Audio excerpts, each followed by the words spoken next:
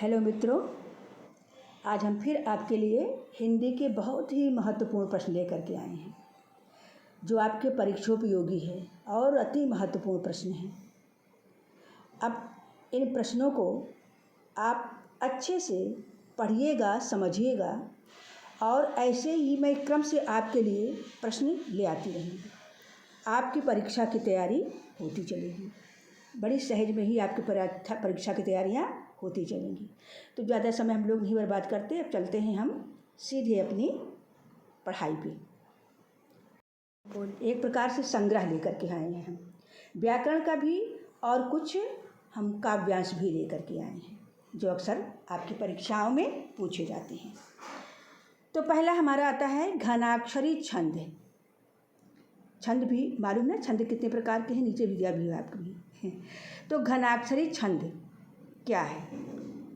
ये वर्णिक है कि मिश्र है कि मात्रिक है कि इनमें से कोई नहीं है?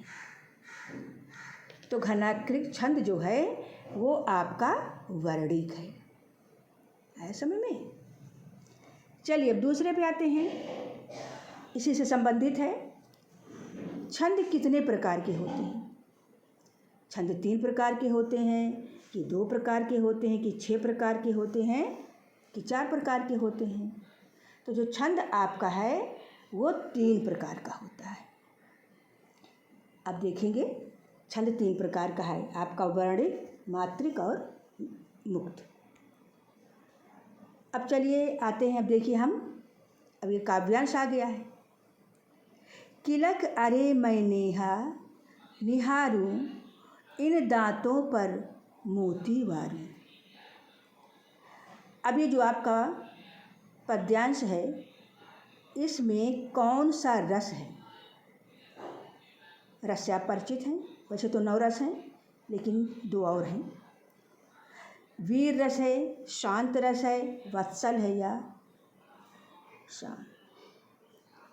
तो ये आपका वात्सल्य रस, जो माता पिता के भाव अपने संतान के प्रति होती है, वही आनंद जो उनको प्राप्त होता है वही वात्सल भाव कहलाता है। तो ये वात्सल रस है। तो इसमें अब हम आते हैं आगे। संदेशन मधुबन कूप भरे, इसमें भा को माँ कर दिया गया, आप भरे पढ़िएगा इसको। संदेशन मधुबन, और धा में भी छोटा ऊ का मात्रा लगना था, टाइप में हो गया है। संदेशन मधुबन कूप भरे में कौन सा अलंकार है? ये रूपक है या अन्योक्ति है या वक्रोक्ति है या अतिशयोक्ति है? तो अब भाई संदेशन में तो उससे कूप तो भर नहीं जाएगा मधुबन का, तो ये अतिशयोक्ति ही हो सकता है क्योंकि ये संभव नहीं है। तो ये अतिशयोक्ति अलंकार है। अब आइए इसमें अब कुछ व्याकरण से संबंधित चीज़ें हैं।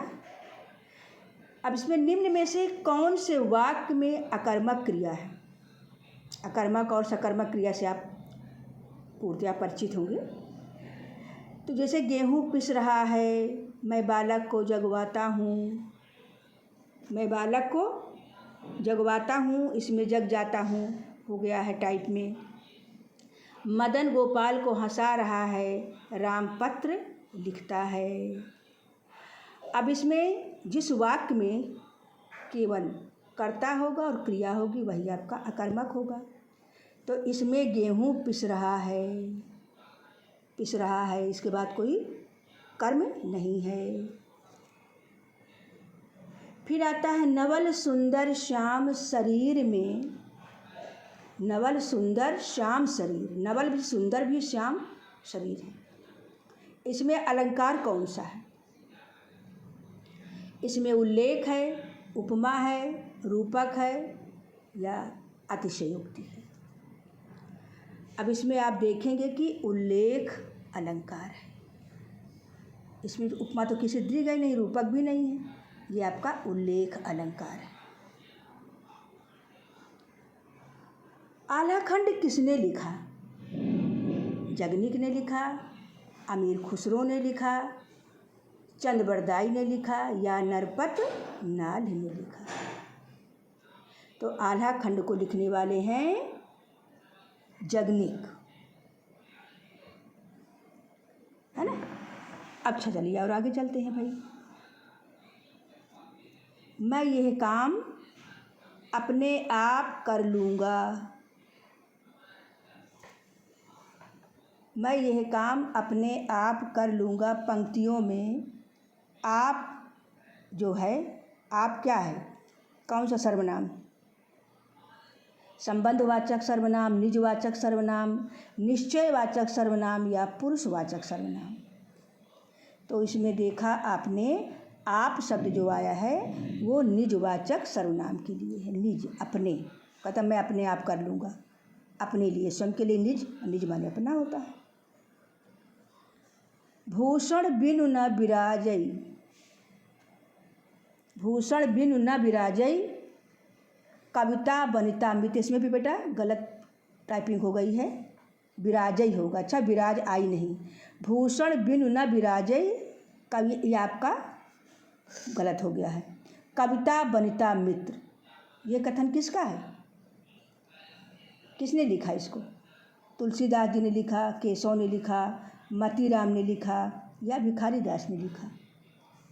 तो इसकी रचना करने वाले हैं केशव दास, जिनको कहा जाता है कविता के प्रेत। अब आइए कांड। रामचरितमानस में कितने कांड हैं? भाई इससे तो आप लोग परिचित होंगे स्वभावतः, क्योंकि रामचरितमानस तो सबके यहाँ है और सबको पता है इसके बारे में। तो रामचरितमानस में 7 कांड हैं, है ना। फिर आगे चलते हैं। अब देखिए कितने सारे आपको हमने इसमें छांट करके पद्यांश प्रस्तुत किया है। सखी वे मुझसे कह कर जाते, इसमें उर्मिला ने कहा है, अपनी सखियों से कहती हैं लक्ष्मण के लिए। तो हालांकि तुलसीदास जी ने तो इनके चरित्र को बिल्कुल जैसे नकार सा दिया है, पर एक ऐसे कवि हैं जिन्होंने इनके चरित्र को उजागर किया और इनको एक स्थान दिलाया। वो हैं, अज्ञेय हैं कि हरिऔध हैं कि जयशंकर हैं कि मैथिली शरण गुप्त हैं? तो वो कवि हैं आपके मैथिली शरण गुप्त, जिन्होंने उर्मिला के चरित्र का बहुत ही सुंदर वर्णन किया है। वृक्ष से पत्ते गिरते हैं, वृक्ष से पत्ते गिरते हैं। अब इस वाक्य में से शब्द जो आया है, अब से जो है वर्ण, ये किस कारक का चिन्ह है? कौन सा कारक इसमें है? क्योंकि वृक्ष से पत्ता अलग हो रहा है, ध्यान दीजिएगा, इसलिए इसमें अपादान कारक है।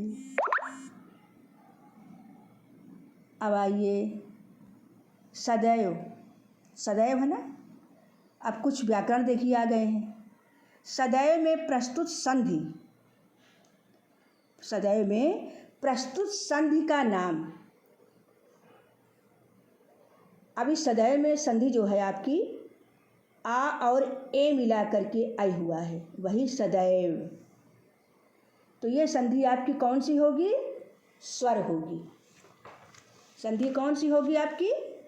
ये स्वर संधि होगी, क्योंकि आ भी स्वर है, ए भी स्वर है, और ये स्वर आए हैं, इसीलिए हालांकि स्वर समान नहीं है, पर है ये स्वर संधि। अभी आगे हम आपको विस्तार से स्वर संधि के बारे में बताएंगे। इनमें कौन स्वर संधि का उदाहरण है? इनमें कौन स्वर संधि का उदाहरण है, बताइए। अब जैसे आपका हुआ, अब इसमें आ, पहले ओ धन आ, बड़ा आ, इसको मिला के अ हो गया है। तो अब देखना है संयोग, मनोहर, पवन, नमस्कार। तो इसमें स्वर संधि कौन सी है, आपको ये दिखाना है। तो इसमें स्वर संधि क्या हो गई? पवन।